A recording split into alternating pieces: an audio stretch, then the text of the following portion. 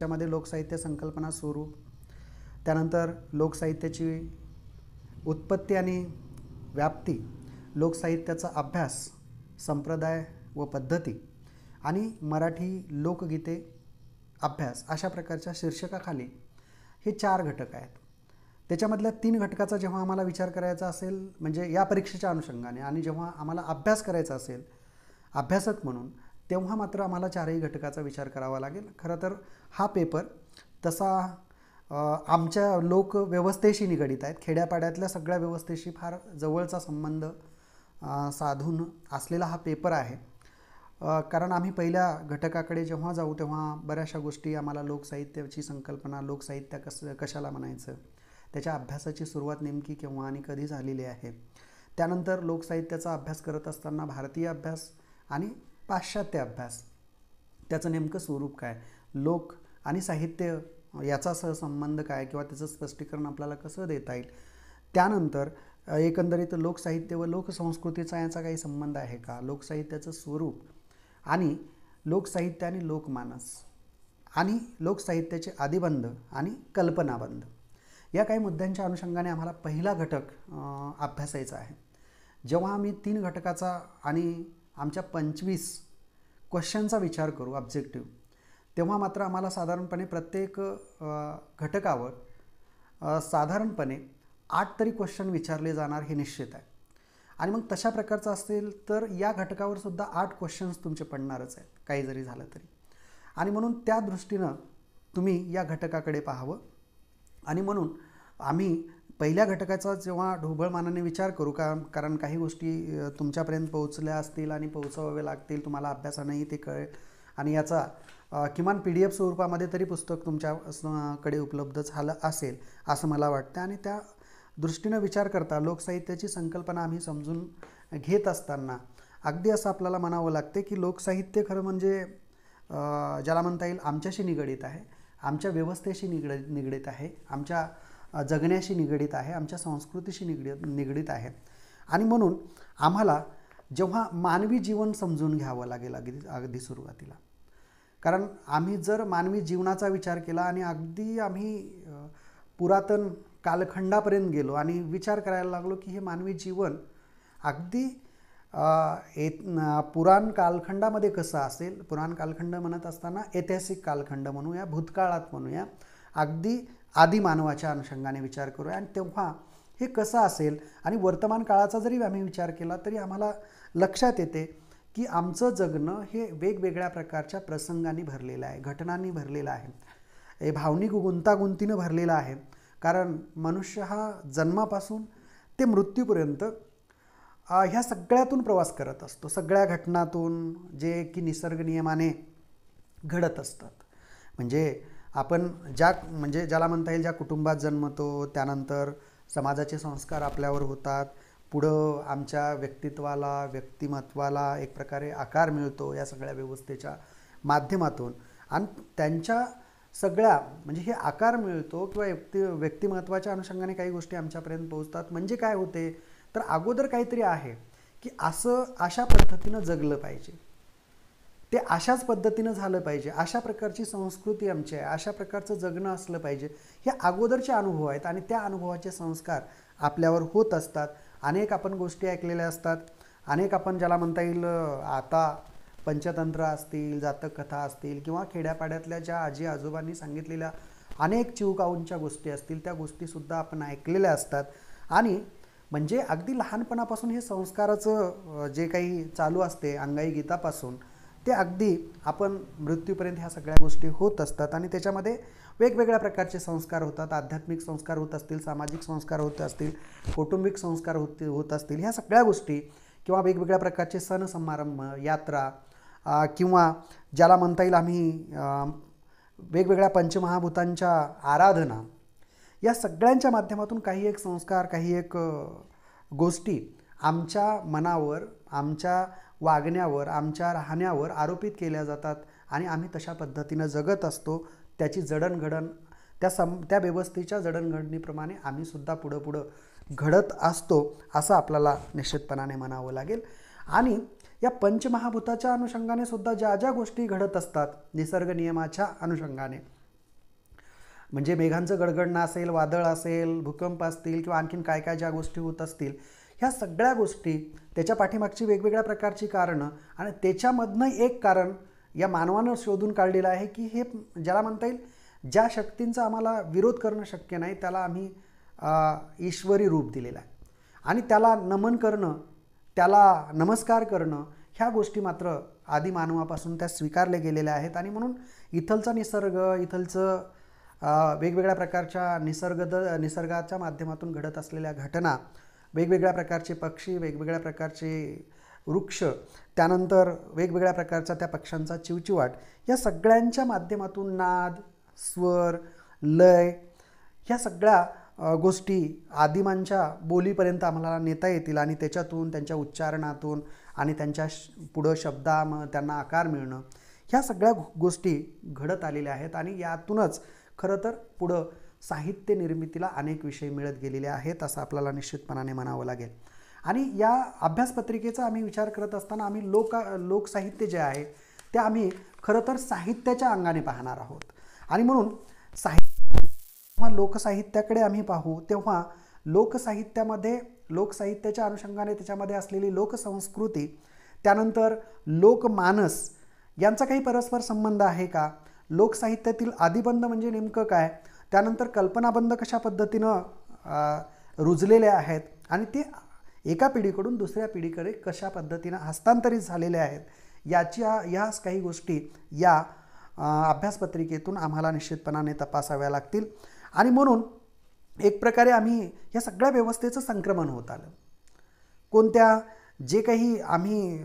जे आपल्या पूर्वजांच्या माध्यमातून जे काही एका पिढीकडून दुसऱ्या पिढीकडे संस्कृती आली, लोकमानस आलं, वेगवेगळ्या प्रकारचे आदिबंध आले, वेगवेगळ्या प्रकारच्या प्रथा आल्या, वेगवेगळ्या प्रकारच्या परंपरा आल्या, वेगवेगळ्या प्रकारच्या विधी आल्या, आणि त्या जशाच्या तशा किंबहुना त्याच्यामध्ये थोडासा बदल होऊन आम्ही त्या पुढच्या पिढीकडे हस्तांतरित केल्या, आणि किंवा आम्ही त्या परत तशा पद्धतीनं करण्याचा प्रयत्न करत असतो. आणि म्हणून लोकसाहित्यामध्ये या सगळ्या व्यवस्थेचं संक्रमणाला फार महत्त्व आहे. म्हणजे संक्रमण हे आदिम काळापासून होत आलेलं आहे, आणि ते आदिम काळामधून संक्रमण जे होत आलं ते लिखित स्वरूपाचं संक्रमण लोकसाहित्यामध्ये असलेलं दिसत नाही, तर ते मौखिक झालेलं आहे. म्हणजे जे अज्ञानी म्हणण्यापेक्षा अशिक्षित असतील, म्हणजे अशिक्षित असलेल्या लोकांकडून ते कोणत्याही प्रकारचं लिखित अशा प्रकारचं त्यांची संहिता कुठेही उपलब्ध नाही, अशा ज्या काही संहिता असतील, ज्या काही कहाण्या असतील, जे काही गीतं असतील किंवा विधी असतील, ते एका पिढीकडून दुसऱ्या पिढीकडे हस्तांतरित मौखिक स्वरूपामध्ये झालेले आहेत असं आपल्याला म्हणावं लागेल. म्हणजे संस्कृती म्हणजे तरी काय असते, समूहाची जगण्याची पद्धत म्हणजे संस्कृती.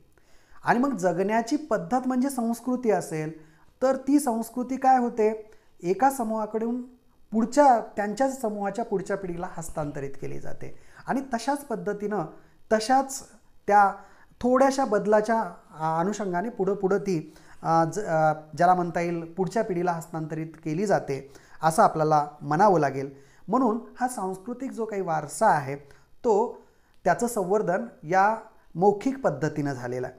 आणि म्हणून हे लोकसाहित्याचा जेव्हा आम्ही विचार करू तेव्हा एक प्रकारे लोकव्यवहाराचं, लोकसंस्कृतीचं दर्शन घडवण्याचं अत्यंत महत्त्वाचं हे साधन किंवा माध्यम आहे असं आपल्याला म्हणावं लागेल.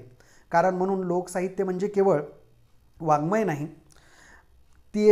तो संहिता, सादरीकरण, परिसर, काळ मिळून समजावून घेणं फार गरजेचं आहे, आणि त्याच्यातून आपल्याला अनुभव आपल्यापर्यंत पोहोचतो. त्याच्यामध्ये कथा असतात, त्याच्यामध्ये गीतं असतात, त्याच्यामध्ये म्हणी असतात, उखाणे असतात, लोकनाट्य असते, लोकनृत्य असते, लोकविधी आहेत, लोकरूढी, लोकपरंपरा, लोकोपचार, विधी, चित्रे, शिल्प, नृत्य, अशा अनेक गोष्टींचा समावेश. आणि ह्या सगळ्या गोष्टी कशाच्या, मानवी म्हणजे मानवाच्या जगण्यासंबंधीच्या आहेत, आणि या सगळ्यांचा समावेश हा लोकसाहित्यामध्ये केला जातो. ही खरं तर प्रथमतः म्हणजे आम्ही लोकसाहित्यामध्ये काय काय येते याचा जर आम्ही विचार केला तर जे लोकसंस्कृतीला अनुसरून असलेल्या ज्या तुमच्या प्रथा, परंपरा, रूढी, गीते, म्हणी, उखाणे, लोकनाट्ये, लोकनृत्य, ह्या सगळ्यांचा समावेश, लोकविधी असतील किंवा जे काही आणखीन मौखिक स्वरूपामध्ये, अलिखित स्वरूपामध्ये जे जे समूहामध्ये टिकून आहे अशा सगळ्यांचा समावेश लोकसाहित्यामध्ये केला जातो, लोकसाहित्य प्रकारामध्ये केला जातो, ही गोष्ट मात्र आपल्याला सर्वप्रथम समजून घेणं फार गरजेचं आहे. जेव्हा लोकसाहित्याचा आम्ही विचार करायला लागू तेव्हा भारताचा विचार करत असताना आम्हाला अगदी 19व्या शतकापर्यंत लोकसाहित्य या संकल्पनेचा फारसा परिचय नव्हता असं आपल्याला म्हणावं लागेल. आणि त्याचाही परिचय करून देण्याचं काम केलं कुणं तर भारताबाहेरून आलेल्या लोकांनी करून दिलेलं आहे. ही गोष्टही आम्हाला प्रामुख्याने नमूद करून ठेवावी लागेल. आणि म्हणून लोकसाहित्याची आम्हाला संकल्पना समजून घेत असताना लोकसाहित्य म्हणजे लोकांचे साहित्य ही संकल्पना समजून अगोदर आपण घेतली की आम्हाला लक्षात येते की लोकांचं साहित्य म्हणजे कुणाचं साहित्य, म्हणजे लोकांचं साहित्य म्हणजे नेमकं काय, किंवा लोक आता एखादी कुणाची तरी कादंबरी आहे, एखादं कुणाचं तरी नाटक आहे, ते विशिष्ट लेखकाचं खाली नाव असतं.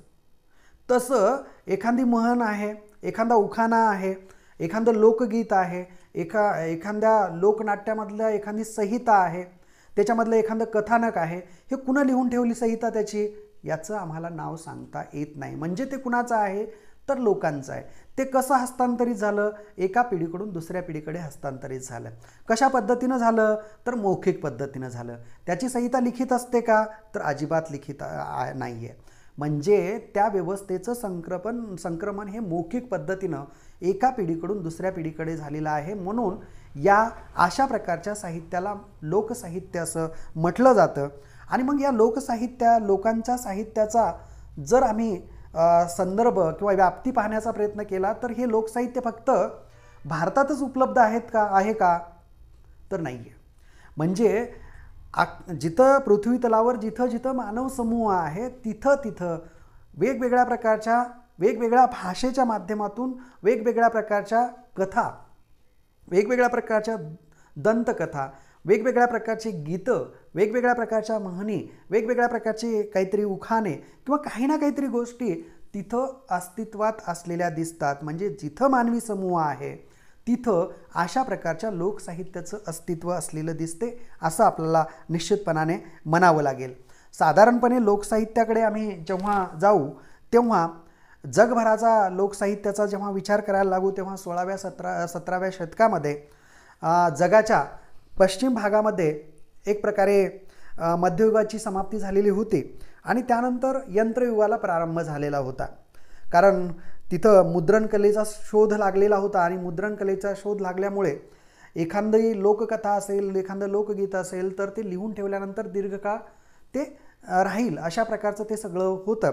आणि म्हणून भारतात ही जर परिस्थिती आम्ही पाहिली तर 19व्या शतकांचा संदर्भ आपल्याला पाहावं लागेल. आणि तिथून पुढं ज्याला म्हणता येईल या लोकसाहित्याच्या संकलनाच्या अनुषंगाने कार्य झालेलं दिसते असं आपल्याला म्हणावं लागेल. कारण या मौखिक परंपरेतील साहित्य व संस्कृतीचे संवर्धन, संग्रह आणि अध्यापनाची गरज ही 19व्या शतकानंतर भारतामध्ये वाटू लागली. आणि या मौखिक अशा प्रकारच्या साहित्याला इंग्रजीमध्ये फोकलोअर अशा प्रकारची संकल्पना वापरलेली, संज्ञा वापरलेली दिसते. आणि तीही 1848मध्ये सर्वप्रथम विलियम जॉन थॉम्स या ज्याला म्हणता ब्रिटिश जो काही अधिकारी आहे त्या अधिकाऱ्याने वापरलेली दिसते. आणि त्यानं सुरुवातीला एक अशा प्रकारच्या कथा, अशा प्रकारची गाणी, अशा प्रकारची उखाणे, अशा प्रकारच्या म्हणी, अशा प्रकारचे कुठंतरी नाट्य, अशा प्रकारची कुठंतरी लोकनृत्य, लोकविधी, प्रथा हे ज्या काही त्यांनी संकलित करण्याचा प्रयत्न केला, हे सगळं करण्यापाठीमागची भूमिका काय होती त्यांची तर या इंग्रज अधिकाऱ्यांनी इथले भारतीयांची ही संस्कृती समजून घेण्याचा अगोदर प्रयत्न केला. याच्या पाठीमागचं कारण असं होतं की त्यांना इथं या लोकांची संस्कृती समजून घ्यायची होती. ही जर संस्कृती समजून घेतली तर यांच्या मनस्थितीचा अभ्यास करण्यासाठी, यांच्यावर अधिराज्य गाजवण्यासाठी या सगळ्या व्यवस्थेचा फार मोठा उपयोग होईल अशा प्रकारची ही मानसिकता निश्चितपणाने त्यांची असावी असं आपल्याला म्हणावं लागेल. आणि म्हणून त्यांनी इथलच्या लोकांची संस्कृती तपासण्यासाठी वेगवेगळ्या प्रकारचे सांस्कृतिक परंपरा त्यांची त्यांचं संकलन करण्याचं काम सुरू केलेलं दिसते. जनगणनेचा संदर्भही आपल्याला पुढं म्हणजे घेता येईल आणि त्याच्या अनुषंगाने ती सुरुवातसुद्धा त्यांनीच केलेली दिसते असं आपल्याला म्हणावं लागेल. आणि म्हणून त्यांनी अशा प्रकारच्या सगळ्या साहित्याला एक फोकलोअर अशा प्रकारची संकल्पना त्यांनी वापरलेली दिसते. आणि त्यानंतर यापूर्वी त्यांनी पॉप्युलर अँटिक्वाइट्स अशा प्रकारचा शब्द वापरलेला होता. त्यानंतर पुढं या सगळ्या सांस्कृतिकतेचं थॉमस ब्राऊन आणि जॉन ऑब्रे यांनी पुराण परंपरेचं एक चिकित्सकपणे लिखाण केलेलं दिसते. त्यानंतर पुढं फ्रान्सिस ग्रोज या पुरातत्वशास्त्रास त्यांनी प्रतिष्ठा मिळवून दिली.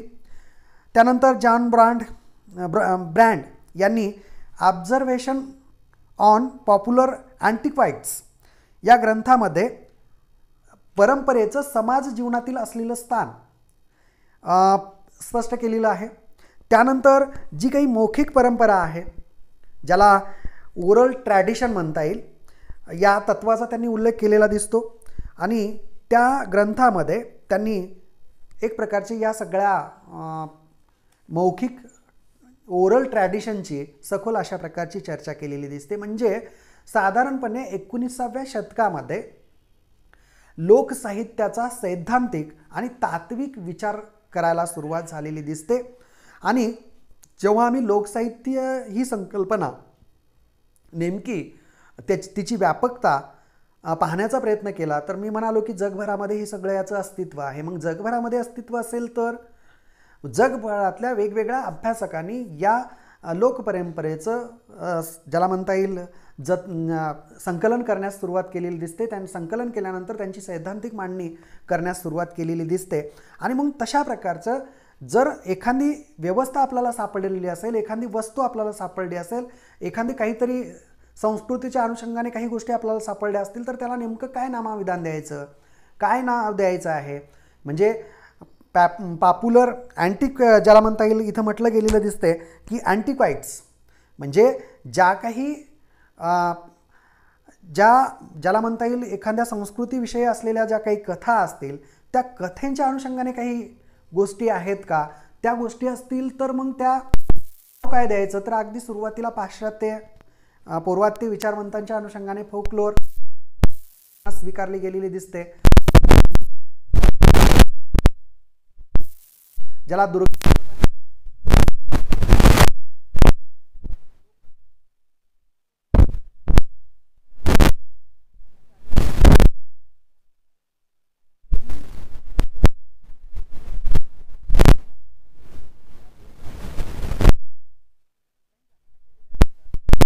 व्याख्या करत असताना काही अभ्यासकांचा प्रामुख्याने आपल्याला विचार करावा लागेल. सगळ्याच अभ्यासकांच्या व्याख्यांकडे मी इथं जाणार नाही, कारण लोकांचे साहित्य ते लोकसाहित्य आणि लोकसाहित्यामध्ये काय काय हे जेव्हा तुमच्या लक्षात येईल तेव्हा तुमच्या कडे ढोबळमानाने लोकसाहित्याची संकल्पना पोहोचलेली असेल असं आपल्याला म्हणता येईल. आणि म्हणून इथं ज्याला म्हणता येईल लोकसाहित्याच्या संकलनाचे कार्य करणाऱ्या वेगवेगळ्या अभ्यासकांमध्ये 19व्या शतकामध्ये Jacob Ludwig Grimm, Max Muller, John W सॉकस, Robert Brown, Edward Tylor, Andrew Lang इत्यादी अभ्यासकांचा प्रामुख्याने आम्हाला उल्लेख करावा लागेल. आणि या सगळ्या अभ्यासकांचा जर आम्ही विचार केला तर ते अभ्यासक काही भाषाशास्त्रज्ञ होते, काही मानववंशशास्त्रज्ञ होते, काही समाजशास्त्रज्ञ होते, काही दैवत कथाशास्त्रज्ञसुद्धा होते.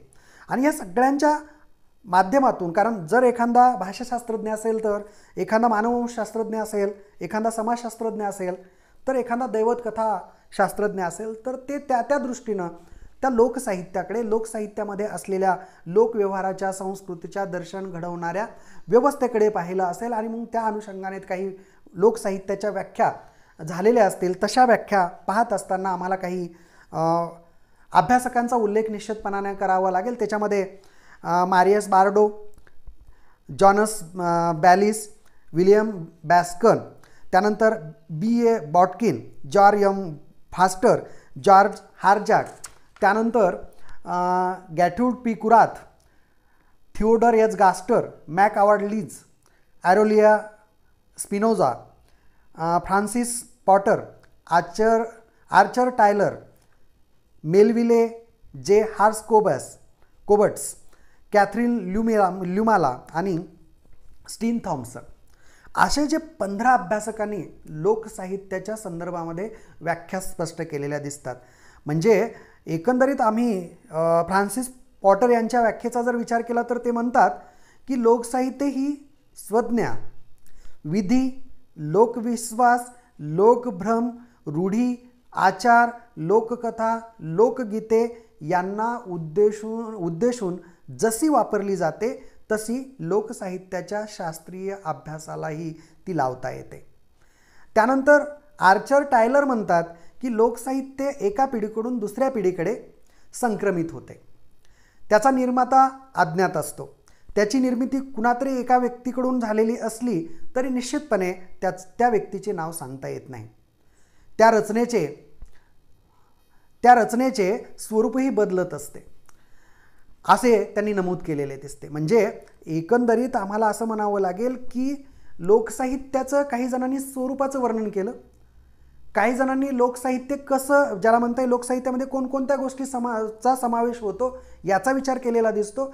जसं आम्ही इकडं ज्याला काव्याच्या अभ्यासाचा जेव्हा व्याख्यांचा आम्ही विचार करत होतो तेव्हा ती काव्याची व्याख्या करत असताना वेगवेगळ्या संस्कृत अभ्यासकांनी ज्या काही व्याख्या केल्या होत्या त्याच्यातनं आम्ही म्हणालो होतो की एक विशिष्ट म्हणजे काही 7 त्या व्यवस्थेची कथा, 7 लोकांची कथा आणि हत्तींची, त्यांना जशा पद्धतीचे त्यांना त्या भागांचं दर्शन झालं तशा पद्धतीने त्यांना त्या हत्तीचं वर्णन केलेलं आहे. तशा प्रकारचं या अभ्यासकांनी सुद्धा ज्या ज्या दृष्टिकोनातून त्या लोकसाहित्याकडे पाहिलं तशा पद्धतीनं त्यांनी त्याचं वर्णन केलेलं दिसते असं आपल्याला निश्चितपणाने म्हणता येईल. कारण का तर एक अभ्यासक म्हणतो की लोकसाहित्य हे एका पिढीकडून दुसऱ्या पिढीकडे संक्रमित होतं, त्याचा कर्ता अज्ञात असतो, निर्मिती एका व्यक्तीकडून, कारण सामूहिक निर्मिती तर होणं शक्य नाही, पण एका व्यक्तीकडून झाला असेल, पण त्याच्यामध्ये परत ती भर पडत जाते आणि तो निर्मिक जो कोण आहे तो मात्र निर्माता कोण आहे त्याचं म्हणजे तो अज्ञात राहतो आणि म्हणून तशा प्रकारचं त्याचं स्वरूपही बदलते. अशा प्रकारची भूमिका इथं सांगितली गेलेली दिसते असं आपल्याला म्हणावं लागेल. म्हणजे एवढं कशाला, ज्या काही लोककला सादर होतात, जे काही लोकनाट्य सादर होतात, एकदा केलेला जो काही प्रयोग आहे तो प्रयोग तशाच स्वरूपाचा जरी संहिता त्यांना पाठ असली तरी दुसरीकडे जेव्हा सादर केला जातो त्याच्यामध्ये बरीचशी भर काहीतरी पडलेली असते, काहीतरी त्याच्यातनं वजा झाले असते, काहीतरी जास्त त्याच्यामध्ये आलेलं असते. म्हणजे बऱ्याच वेळेला स्वरूपसुद्धा बदलते.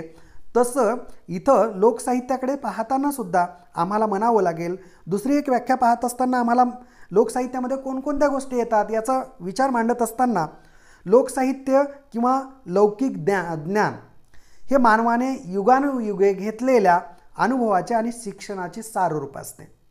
तो आदिम मानवाच्या मनाचा आविष्कार असतो.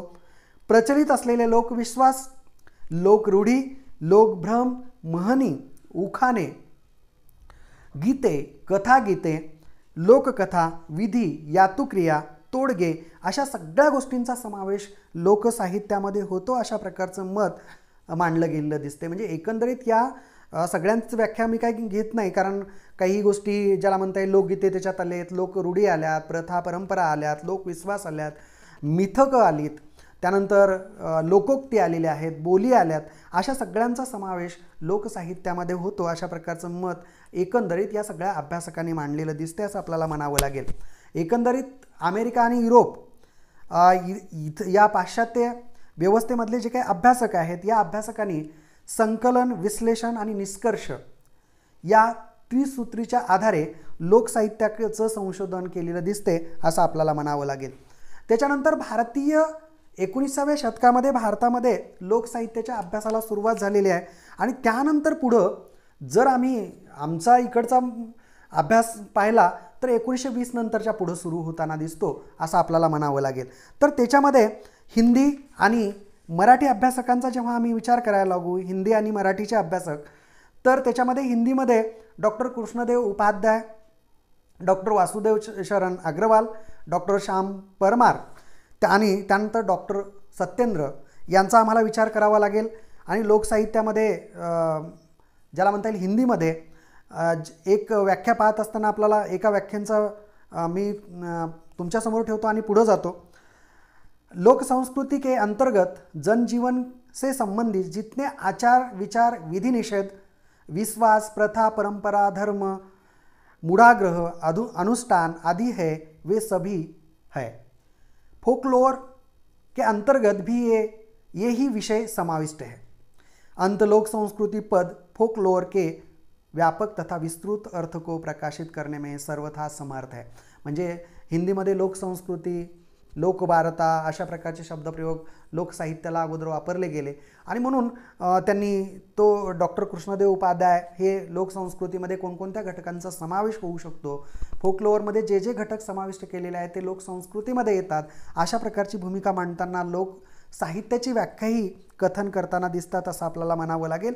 मराठी अभ्यासकांचा जेव्हा विचार करू तेव्हा चिग कर्वे, डॉक्टर सरोजनी बाबर, डॉक्टर नागो नांदापूरकर, डॉक्टर प्रभाकर मांडे, डॉक्टर राची ढेरे, दुर्गा भागवत आणि त्यानंतर डॉक्टर विश्वनाथ शिंदेंपर्यंत शरद व्यवहारेंपर्यंत या सगळ्यांचा आम्हाला विचार करावा लागेल। आणि या सगळ्यांचा विचार करत असताना जेव्हा आम्ही त्या व्याख्यांचा विचार करू, कारण त्याच्यामध्ये आम्हाला काही जी इथं नावं सुटली असतील त्याच्यामधला आम्हाला डॉक्टर गंगाधर मोर्जे यांचा विचार करावा लागेल, डॉक्टर श्रीधर व्यंकटेश केतकरांचा विचार करावा लागेल, विका राजवाडेंचा विचार करावा लागेल। या सगळ्यांच्या एकंदरीत अभ्यासातून संकलनातून लोकसाहित्याची संकल्पना पुढे विकसित होत गेलेली आहे असं आपल्याला म्हणावं लागेल। आणि म्हणून ही लोकसाहित्याची संकल्पना विकास पावताना विकसित होताना ज्याला म्हणता येईल त्याचा विकास जर आम्ही पाहण्याचा प्रयत्न केला तर आता माझ्या समोर असेल तर मी तुम्हाला थोडंसं सांगण्याचा प्रयत्न करेल, पण तसं असेल तर नाहीतर मग मला पुढं त्या याच्याकडे जावं लागेल। पुढं असेलच तो घटक, त्याच्यामुळं पुढं आहे ते पुढं आपल्याला आपल्यासमोर येईल। पण या सगळ्यांचा विचार करत असताना आम्ही फक्त एका व्याख्येकडे दुर्गा भागवतांच्या व्याख्येकडे जाऊया। लोकसाहित्याचा अभ्यास म्हणजे संस्कृतीच्या अभिसरणाचा अभ्यास आहे। संस्कृतीचे सातत्य आणि तिच्यात होणारे बदल यांचे निरीक्षण करायचे तर ते लोकसाहित्यातच करावे। मानव व त्यांच्या सभोवारची चराचर सृष्टी हिचे नाते लोकसाहित्याच्या अभ्यासानंतर विशेष लक्षात येते अशा प्रकारचं मत मांडलेलं दिसते। याच्यामध्ये ज्याला म्हणता येईल इथं दुसरी एक व्याख्या आपण ठेवूया आणि मग पुढे जाऊया। याच्यामध्ये म्हटलंय वाङ्मय, गाणी, कोडी यांना सुद्धा लोकसाहित्य म्हणता येईल वगैरे। त्यानंतर डॉक्टर नागो नांदापूरकर म्हणतात की लोकांनी निर्माण केलेले आणि मौखिक परंपरेने प्राप्त झालेले जे वाङ्मय ते लोकसाहित्य होय। या लोकसाहित्याचा करता लोकच असतात, ती अज्ञात अशा लोकमानसातील व्यक्ती असते, त्यामुळे लोकांनी केलेले लोकभाषेत केलेले आणि लोकांच्या परंपरेने चालत आलेले जे वाङ्मय तेच लोकवाङ्मय होय अशा प्रकारची व्याख्या त्या करताना दिसतात। आणि त्याच्यामध्ये त्यांनी लोककथा, कहाण्या, उखाणे, लोकगीते यांचा समावेश या लोकसाहित्यामध्ये केलेला दिसतो असं आपल्याला म्हणावं लागेल। एकंदरीत लोकसाहित्य ही अनामिकांची आणि अनामिक म्हणजे ज्याचा करता कुणी नाही अशांची अशी लोकजीवनाची लोकसंस्कृतीचा लोकमानसाच्या माध्यमातून आविष्कार करणारी मनोहारी अशी शाब्द आणि शाब्देतर अशी कला आहे। त्यातून आदिम मानवाचा इतिहास, प्रवास, वर्तमान, भूतकाळ आणि लोकजीवनाचा वेगवेगळ्या अंगाने विचार आपल्याला समजतो, करता येतो आणि म्हणूनच लोकसाहित्य ही तर समग्र मानव मनाची निर्मिती असते असं आपल्याला म्हणता येईल। आम्ही याच्यामध्ये लोक आणि साहित्य ही संकल्पना थोडक्यामध्ये अगदी पाहूया आणि त्याच्या पुढे आम्हाला जावं लागेल। ज्याला म्हणता येईल लोक कशाला म्हणायचं, कारण जन, प्रजा, त्यानंतर अशा अनेक शब्द स्वीकारले गेलेले दिसतात, वेगवेगळ्या प्रकारचे शब्द, कारण ते परंपरा तशा पद्धतीची असलेली दिसते। आणि मग समुदाय, मनुष्य, मानवजात, समाज, विशिष्ट वर्ग, जात, राष्ट्र, प्रांत, जगाचे किंवा विश्वाचे भाग अशा प्रकारचे जे काही लोकांच्या अनुषंगाने म्हटलं गेलेले दिसते।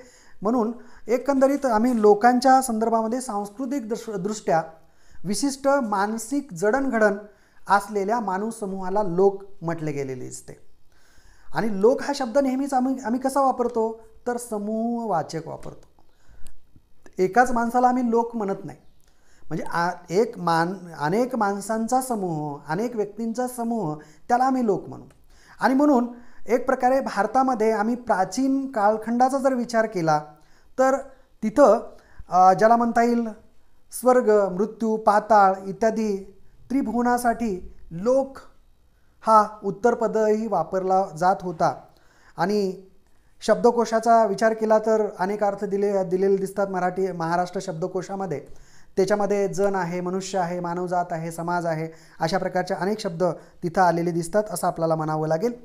आणि त्यानंतर आम्ही लोकसाहित्यामधील जो काही पारिभाषिक शब्द आहे साहित्य, या पदाचा विशिष्ट अर्थ आम्ही जर पाहण्याचा प्रयत्न केला, जसं लोकसाहित्याला जसा विशिष्ट अर्थ प्राप्त झालेला आहे तसं साहित्य हा सुद्धा शब्द अर्थसूचकच आहे. म्हणजे लोक आणि साहित्य या शब्दाचा अर्थ स्पष्ट झाल्यानंतर आम्हाला लोकसाहित्याची संकल्पना सहज आमच्या लक्षात येईल. कारण लोकसाहित्यातील साहित्य हा शब्द साहित्यातील साहित्य इथं शब्दासारखा अभिप्रेत असलेला दिसत नाही, तर साहित्य म्हणजे सामुग्री असा अर्थ आम्ही घेतो. तर संस्कृत शब्दकोशामध्ये साहित्य शब्दांचे जे अर्थ सांगितलेले आहेत त्यात साधन सामुग्री अशा प्रकारचाही एक अर्थ येतो. पण ज्याला म्हणता येईल इथं परंपरेने लोकजीवनात प्रचलित असलेल्या सर्व बाबी, पारंपरिक लोकजीवनाचे विशेष, मग ते शाब्द आविष्कारांचे असोत की भौतिक स्वरूपातील असो, ते लोकसाहित्याच्या कक्षेमध्ये येत असताना दिसतात. त्यानंतर पारंपरिक जीवन जगणाऱ्या लोकसमूहाची जीवन जगण्याची, त्या जीवनातील पारंपरिक सामुग्री त्यातून त्यांचे जगणे आकार जर घेत असते ते साहित्य, अशा प्रकारची भूमिका स्वीकारली गेलेली दिसते. आणि त्यातून जे काही साकार होते, म्हणजे त्यातून साकार होणारी जी काही जीवन पद्धती आहे, आणि ही जीवन पद्धती म्हणजेच लोकसाहित्य आहे असं आपल्याला म्हणता येईल. म्हणजे लोकसाहित्याची निर्मिती ही लोकमानसाकडून होते. लोकसाहित्याची संक्रमण हे एका पिढीकडून दुसऱ्या पिढीकडे मौखिक पद्धतीने होते. त्याचा करता हा अनामिक असतो. आणि वेगवेगळ्या समूहांमध्ये अशा प्रकारच्या ज्या काही संकल्पना आहेत, ज्या एका पिढीकडून दुसऱ्या पिढीकडे जात असतात, काही बदलासह त्या पुढच्या पिढीसाठी स्वीकारल्या जातात, पुढची पिढी स्वीकारते असंही आपल्याला म्हणावं लागेल. लोक या शब्दाची भारतीय परंपरा जर आम्ही पाहण्याचा प्रयत्न केला तर फक्त ऋग्वेदामध्ये पुरुष सूक्तामध्ये लोक या शब्दासाठी जन हा शब्द आलेला दिसतो. प्रसिद्ध वैयाकरणी पाणिनी यांनी अष्टाध्यायात लोक म्हणजे सर्व लोक अशा प्रकारचा शब्द वापरलेला आहे. वररुचीने आपल्या वार्तिकामध्ये लोक असा शब्द वापरलेला आहे. भरताच्या नाट्यशास्त्रामध्ये 14व्या अध्यायात नाट्यधर्मी आणि लोकधर्मी अशा प्रकारचे 2 शब्द येताना दिसतात. भगवद्गीतेमध्ये लोक आणि लोकसंग्रह या शब्दाचा वापर अनेक ठिकाणी झालेला आहे. सम्राट अशोकांच्या शिलालेखामध्ये सुद्धा लोक हा शब्द व्यापक अर्थाने आलेला दिसतो. व्यासमुनींच्या महाभारतामध्ये निराळ्या विषयांची चर्चा करताना लोकयात्रेंचा उल्लेख आलेला दिसतो. त्यानंतर भारतीय परंपरेत लोक हा शब्द वेदेत्तर संस्कृती, म्हणजे वेदेत्तर म्हणत असताना आर्यत्तर संस्कृतीसाठी आलेला दिसतो. म्हणजे आर्य आणि अनार्याची संकल्पना तुम्हाला माहीत आहे. आणि मग अनार्यासाठी जे आर्य आहेत त्यांनी कदाचित अनार्यासाठी वापरलेला आहे, अशा प्रकारची संकुचित अर्थाने तो वापरला गेला असंही आपल्याला म्हणता येते. पण पुढं काही काळाने त्याच्यामधला जो काही संकुचित अर्थ आहे तो संकुचित अर्थ आपसुकपणाने मागे पडला आणि त्याचा व्यापक अर्थ म्हणजे समूह अशा प्रकारचा पुढं आलेला दिसतो असं आपल्याला म्हणावं लागेल.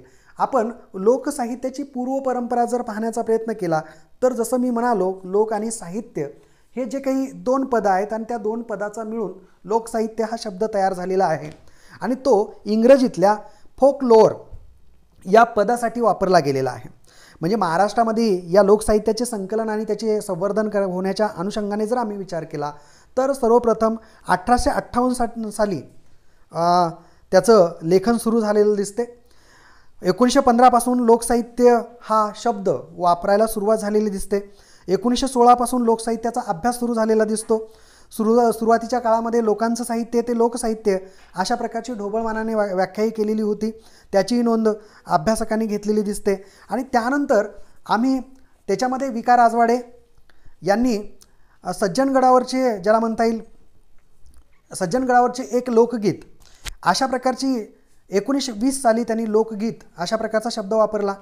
पुढं 1930 साली शंगो दाते यांनी लोककथा नावाचं पुस्तक प्रसिद्ध केलं आणि त्याच्यामध्ये लोककथा अशा प्रकारचा शब्दप्रयोग वापरलेला दिसतो. त्यानंतर ज्याला म्हणता येईल त्याच पुस्तकाच्या प्रस्तावनेमध्ये दत्तो वामन पोद्दार यांनी इंग्रजीमधील फोकलोअर चे भाषांतर करून लोकविद्या अशा प्रकारचा शब्दप्रयोग वापरलेला दिसतो. पुढं वाङ्मय अशा प्रकारचा शब्द आला. त्यानंतर लोकविद्या हा शब्द पुढं रूढ झालेला दिसत नाही, तर लोकसाहित्य शब्द वापरण्यात पुढे येऊ लागला. आणि त्यानंतर दुर्गा भागवत यांनी लोकसाहित्याची रूपरेखा, ही गोष्ट मात्र लक्षात ठेवा, कारण लोकसाहित्याची रूपरेखा या ग्रंथामध्ये दुर्गा भागवत यांनी फोकलोअर या शब्दासाठी लोकसाहित्य हा शब्द वापरलेला दिसतो.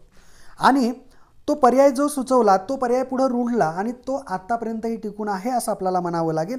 म्हणजे ज्याला म्हणता येईल द वा पोद्दारांनी लोकविद्या असा शब्द सुचवला होता, पण तोही रूढला नाही. शिवाय साहित्यात वाङ्मय, ज्ञान, विधी अशा प्रकारचे शब्दप्रयोग वापरले गेले होते, तेही रूढ झाले नाही. पण दुर्गा भागवत यांनी वापरलेला जो काही लोकसाहित्य हा शब्द आहे तो पुढं रूढलेला दिसतो असं आपल्याला म्हणावं लागेल. आणि म्हणून ज्याला फोकलोअरसाठी लोकसाहित्य ही संकल्पना दुर्गा भागवत यांच्यापासून पुढं टिकलेली आहे असं आपल्याला म्हणावं लागेल. आणि म्हणून एक ज्याला आम्ही विलियम जोन्स यांनी 1848 साली जी काही लोकसाहित्याचा अभ्यास सुरू केलेला दिसतो, त्याचा जर आम्ही विचार केला तर आपल्या लक्षात येईल की हा लोकसाहित्याचा अभ्यास अगदी अलीकडच्या कालखंडामध्ये आला आहे. कारण विलियम जॉन थॉमस यांनी लोकसाहित्य म्हणजे फोकलोअर याचा अभ्यास करायला सुरुवात केलेली होती. म्हणजे याच्यामध्ये 20व्या शतकाचा जर आम्ही विचार केला तर विका राजवाडे, नागोचा फेकर, साने गुरुजी, डॉक्टर सरोजनी बाबर, दुर्गा भागवत, राची ढेरे, मालतीबाई दांडेकर, डॉक्टर प्रभाकर मांडे, तारा भोवाळकर, नामदेव होटकर, गंगाधर मोर्जे, डॉक्टर विश्वनाथ शिंदे, डॉक्टर शरद व्यवहारे इत्यादी अभ्यासकांनी या लोकसाहित्याच्या अंतरंगाचा किंवा लोकसाहित्यामध्ये असलेल्या आपल्या संस्कृतीचा जो काही ठेवा आहे तो ठेवा लिखित स्वरूपामध्ये किंवा त्याचा अभ्यास करण्याचा प्रयत्न केलेला दिसतो असं आपल्याला म्हणावं लागेल. म्हणजे विलियम जॉन थॉमस यांनी 1848 साठी फोकलोअर ही संकल्पना वापरलेली दिसते. आणि पुढं जेव्हा आम्ही 20व्या शतकात म्हणजे 1920च्या नंतर 1916च्या नंतर पुढचा कालखंड जेव्हा येतो विका राजवाड्यांच्या पुढच्या संदर्भामधला, तेव्हा आमच्या लक्षात येते की 1920-30च्या नंतर भारतामध्ये भारतीय अभ्यासकांनी लोकसाहित्याचा अभ्यास करण्याकडे, आपलं संकलन करण्याकडे लक्ष वळवलेलं दिसते. म्हणजे वर्तमान कालखंडाचा संदर्भ जरी आम्ही पाहिला की लोकसाहित्याचा अभ्यास होत असताना तो अभ्यास कशा पातळीवर होतो, तर वर्तमान कालखंडापर्यंत सुद्धा या लोकसाहित्याचा अभ्यास हा संकलनात्मक पातळीवर होत असताना दिसतोय. म्हणजे चिकित्सक पद्धतीनं तो अभ्यास म्हणजे तुलनात्मक होताना दिसत नाही, ज्याला म्हणता येईल भाषिक अंगाने होताना दिसत नाही. मग तशा पद्धतीनं ते होणं अपेक्षित आहे, तर संकलनात्मक पातळीवरच तो होताना दिसतोय. म्हणून तशा पद्धतीनं या काही अभ्यासकांचे नावं घेत असताना ज्याला शरद व्यवहारे यांच्यापर्यंत नावं घेता येतील किंवा अनेक आता नवीन अभ्यास करणारे सुद्धा लोकसाहित्याच्या कक्षेमध्ये राहून अभ्यास होताना दिसतोय. पण तो आत्ताचा अभ्यास मात्र एक चिकित्सक पद्धतीनं होताना दिसतो असं आपल्याला म्हणावं लागेल. म्हणजे साधारणपणे 1920 पासून 1915 पासून 1916 पासून आणि पुढचा जो काही कालखंड आहे विका राजवाडेपासून ते दुर्गा भागवत आणि त्यानंतर पुढच्या अनेक अभ्यासकांपर्यंत, त्या कालखंडाचा जर विचार केला तर तेव्हा भारतीय परंपरेमध्ये लोकसाहित्याचा अभ्यास म्हणून विचार होऊ लागलेला दिसतो असं आपल्याला म्हणावं लागेल. आणि मग त्याच्यानंतर आम्ही ज्या पुढच्या काही संकल्पना आहेत, लोकसाहित्य आणि लोकसंस्कृतीचा संदर्भ, त्यानंतर लोकसाहित्य आणि लोकमानस, लोकसाहित्यातील आदिबंध आणि कल्पनाबंध आणि या ज्या काही संकल्पना आहेत या संकल्पनाचा विचार खरं तर आपल्याला करायचा आहे. किमान 40 मिनिटं आहेत, तुम्ही ऐकूनही झालेला असाल.